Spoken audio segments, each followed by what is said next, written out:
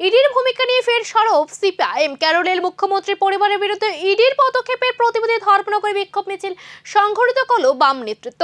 কেন্দ্রীয় তদন্তকারী সংস্থার অতি সক্রিয়তার অভিযোগ তুলে শনিবার ধর্মনগরে বিক্ষোভ মিছিল সংঘটিত করল সিপিআইএম।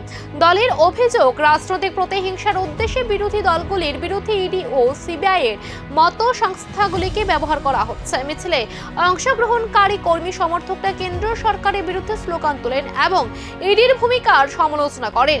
বিক্ষোভ মিছিলে উপস্থিত ছিলেন সিপিআইএম দলের রাজ্য সম্পাদক মণ্ডলীর সদস্য অমিতাভ দত্ত, জেলা সম্পাদক অভিজিৎ দে, রাজ্য কমিটির সদস্য দুর্গেশ রায়, মহকুমা সম্পাদক রতন রয় এবং বিধায়ক শৈলেন্দ্র চন্দ্রনাথ সহ অন্যান্য নেতৃত্বরা।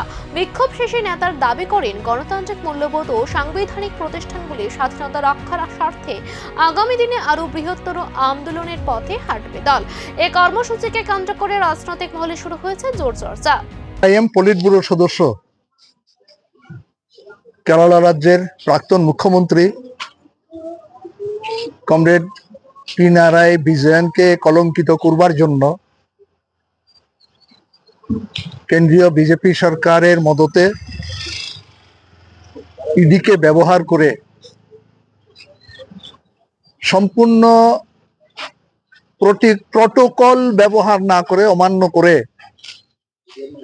তার বাসভবনে কেন্দ্রীয় তদন্তকারী সংস্থা এনফোর্সমেন্ট ডাইরেক্টরের আধিকারিকরা বিভিন্ন জায়গায় ঘন্টার পর ঘন্টা যে তল্লাশি করেছে, এই তল্লাশির রাজনৈতিক উদ্দেশ্য হচ্ছে প্রথমত সিপিএম এর বিরুদ্ধে জিজ্ঞাসা চরিতার্থ করা, সিপিআইএম কে কলঙ্কিত করা এবং কমরেড পিনারাই বিজয়নের যে ভাবমূর্তি রয়েছে গোটা দেশে,